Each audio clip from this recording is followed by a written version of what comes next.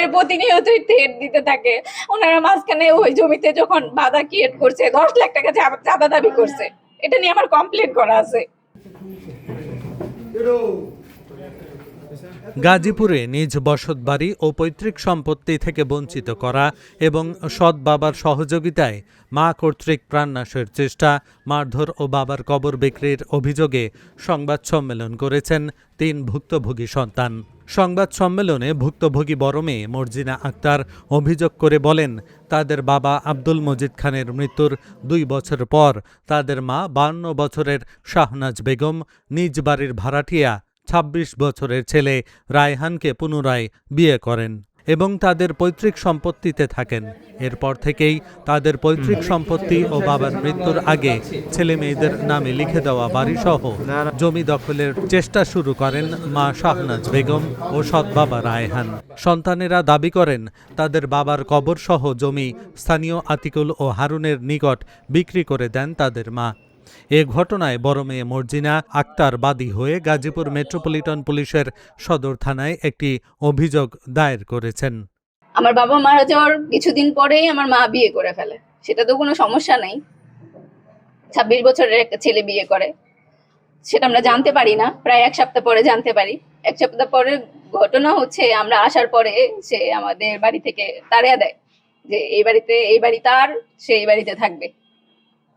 তারপরে আমি কোনো রাস্তা না পেয়ে এলাকার অনেক মাতাব্বর যারা বিচার সালিশ করে ওদেরকে ডাকলাম।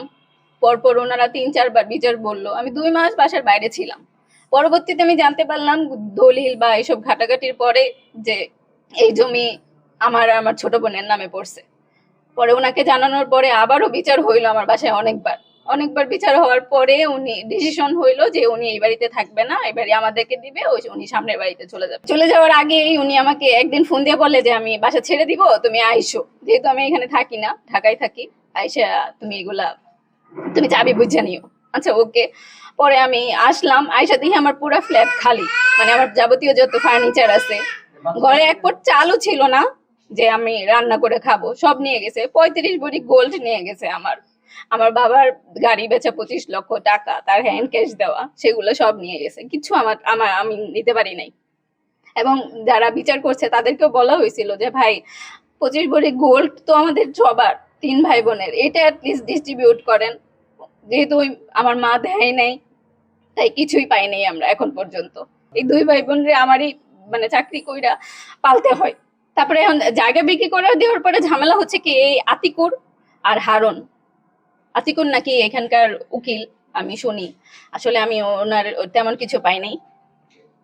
আতিকুর আর হারুন ওনারা আমাকে প্রচুর হ্যারাসমেন্ট করতেছে, রাস্তায় দেখা হইলেই মানে হুমকি দিতেছে, মারধরের চেষ্টা করতেছে। ওই পাশের জমি আমার, ওই পাশে আরেকটা জমি আছে আমার, ওই জমি বেশিরভাগটাই আমাদের 3 ভাই বোনের। উনি যে আমার গেটে তালা মারা ছিল, তালা ভেঙে উনি নতুন করে তালা লাগাইছে। তো ওনার বাসায় আমি একদিন গেলাম, যাওয়ার পর আমি বললাম যে তালা যে লাগাইছেন, আমারও তো তালা ছিল, আপনি তো আমাকে বললেন না। বলে আমার যাওয়া লাগবে। আমাকে বলতেন, আমি একটা চাবি দিয়ে দিতাম, যেহেতু আপনারও জমি আছে। তাহলে এক কাজ করেন, আপনার এই তালা থাক, আমার একটা চাবি দিয়ে দেন। উনি বললো আচ্ছা ঠিক আছে, দেখা যাবে।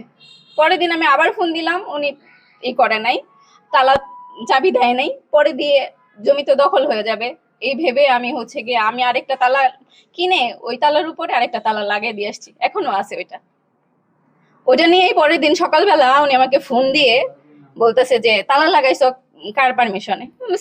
আমার জমি, আমি তো তালা লাগাইতে পারি, গেট আমার, বাউন্ডারি আমার, জমি আমার, সবকিছু আমার, তাহলে তো আমি তালা লাগাবোই। তো উনি বলতেছে যে তালা খুললে খুলবা, না খুললে আমি ভেঙে ফেলবো। আমি বলছি আচ্ছা ঠিক আছে, ভাঙেন যদি হয়। তারপর ওইটা নিয়ে একদিন, ওই দিন সকালবেলায় আমি বললাম কাকা আপনি থাকেন, আমি আসতেছি। হারুন যাওয়ার পরে ওনার সাথে কথা হইতেছিল নর্মালি, হুট করে আতিকুর আমার হাজবেন্ড ওরে মারতে আসে। আমার চাচা গেছে আমার সাথে, ওরে পর্যন্ত মারতে আসে। এটা নিয়ে আমি থানায় অভিযোগও আমার করা আছে। আর ওনারা যে কি করছে, মিথ্যা চাঁদাবাজি মামলা দিছে যে আমরা নাকি চাঁদা দাবি করতে গেছি। আতিকুর হচ্ছে অবজেকশন দিছে যে আমরা চাঁদাবাজি করতে গেছি, তাও আবার এই ভাষায়। এটা তো আতিকুরের ভাষা না, এটা তো আমার ভাষা, আমার বাবার ভাষা, আমার মা থাকতেছে। আমার মার কাছে তো আমরা চাঁদা চাইতে চাইনি। অভিযোগ করছে আতিকুর, আর সাক্ষী দিছে আমার মা, যে মা নাকি মার কাছে নাকি চাঁদা দাবি করতে গেছি। এটা একদিনের মধ্যে মামলা হয়ে গেছে, যেটা হচ্ছে আমার চাচা বাইরে থাকতেছে, আমার চাচাতো ভাই বাইরে থাকতেছে, মানে আমার হাজবেন্ড পর্যন্ত আমার কাছে আসতে পারতেছে না, কারণ আমি নিরীহ, আমি একা, এই 2 ভাই বোন নিয়ে কি করব। এখন এই সুযোগে তারা কি করছে, এখন এসে এই যে আমার বাসায় তালা বন্ধ করে দিয়েছে। আপনারা তো দেখলেনই, আমি গতকালকেও এটা নিয়ে বলছি, বলার পরে উনি আমাকে মারধর করছে, তালা বন্ধ করে দিয়েছে। যে এখন খোলা দেখলাম যে আমার পুরো ঘর উল্টাপাল্টা, আমার জুয়েলারি নাই, আমার টাকা নাই, আমার কোনো কিচ্ছু নাই ঘরের মধ্যে। কি পরিমাণ পাওয়ারফুল হয়েছে আমি বুঝতে পারতেছি না যে ওদের জন্য আমি থাকতে পারবো কিনা।